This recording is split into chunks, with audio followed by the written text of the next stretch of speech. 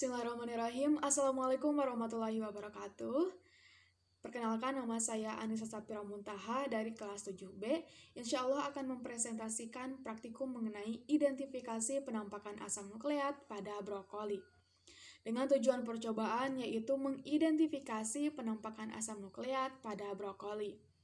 Dengan landasan teorinya, asam nukleat merupakan senyawa yang mengandung basa nitrogen, yaitu struktur siklik aromatik yang memiliki atom nitrogen. Asam nukleat dibangun oleh polimerisasi nukleotida yang berfungsi sebagai pusat informasi. Kemudian, molekul asam nukleat ini merupakan polimer seperti protein, tetapi unit penyusunnya adalah nukleotida. Karena praktikum kali ini akan menggunakan tumbuhan. Nah, sel tumbuhan itu terbentuk atau terbungkus dalam membran sitoplasma yang dikelilingi sel yang kuat. Untuk mengeluarkan DNA dari dalam sel, terlebih dahulu harus menghancurkan membran dan juga dinding sel tersebut. Jika biasanya pada bakteri yaitu menggunakan bahan kimia. Selain itu, seperti yang sering dilakukan pada tanaman, dapat pula dilakukan dengan cara fisik, yaitu menghancurkan dengan menggunakan mortal dan alu atau lumpang alu pada kondisi beku dengan bantuan nitrogen cair.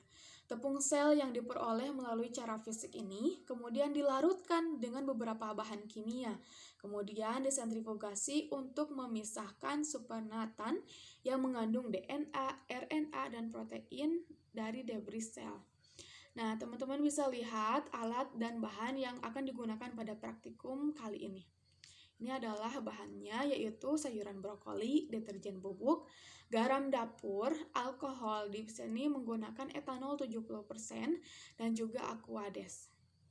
Untuk prosedur percobaannya, yaitu garam meja sebanyak 12,5 gram dan juga deterjen bubuk sebanyak 4 gram itu dimasukkan ke dalam beker gelas. Kemudian dicampurkan dengan aquades sebanyak 200 ml dan diaduk hingga merata.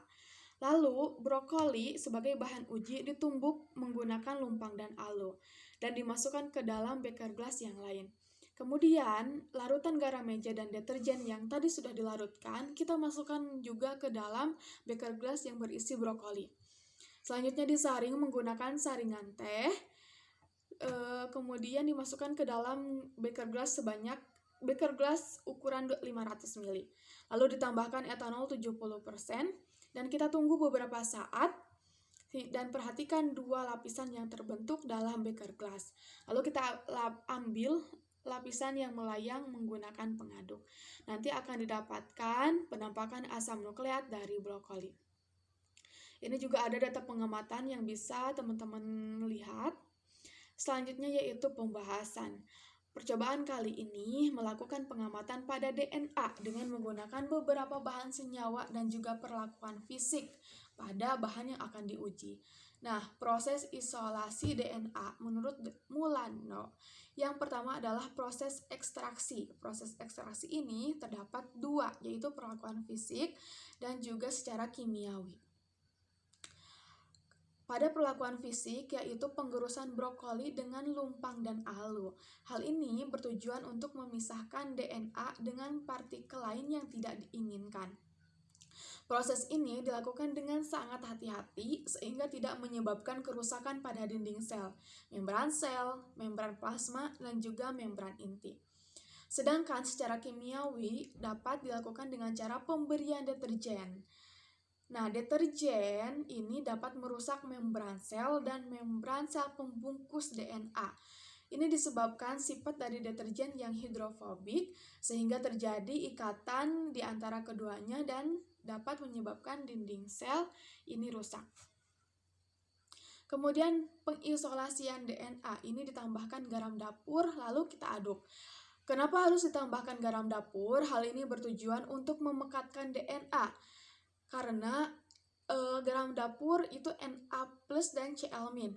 Nah, ion Na+ yang dikandung oleh garam dapur ini membentuk ikatan dengan kutub negatif pada ikatan fosfat DNA. Saat ion Na+ garam berikatan dengan fosfat, pada saat itulah DNA akan berkumpul. Lalu dilakukan pemanasan dengan Bunsen, yaitu mengatur derajat Celcius, di mana tahap ini bertujuan untuk melisikkan sel. Selanjutnya yaitu larutan disaring dengan menggunakan kertas saring. Hal ini bertujuan untuk memisahkan serat-serat kasar dengan serat halus, sehingga didapatkan sampel berupa cairan yang tidak terlalu kental. Selanjutnya yaitu menambahkan alkohol 70%. Di sini menggunakan etanol 70%. Alkohol sebenarnya tidak melarutkan DNA dan berat jenis alkohol lebih ringan dari air membuat DNA ini akan naik dan juga melayang-layang di permukaan. Hal ini dibuktikan dengan adanya serabut halus yang mengambang di atas air. Lalu dilakukan pembahasan bahan uji yaitu brokoli menghasilkan serabut yang banyak. Kenapa menghasilkan serabut yang banyak? Sebenarnya hal ini disebabkan oleh pengaruh kandungan air pada setiap buah. Karena setiap buah itu memiliki kandungan air yang berbeda-beda. Menurut Agus, buah dengan kadar air tinggi akan menghasilkan isolat yang berbeda jika dibandingkan dengan buah berkadar air rendah. Semakin tinggi kadar air, maka sel yang terlarut di dalam ekstrak akan semakin sedikit, sehingga DNA yang terpresitifikasi juga akan semakin sedikit. Lalu diambil kesimpulan bahwa isolasi DNA pada bahan uji yaitu brokoli yang diperlakukan secara fisik dan kimiawi sehingga menghasilkan serabut-serabut DNA yang terlihat, di mana terdapat endapan serta serabut dari brokoli. Alhamdulillah, sekian presentasi yang dapat saya sampaikan. Terima kasih atas perhatiannya. Assalamualaikum warahmatullahi wabarakatuh.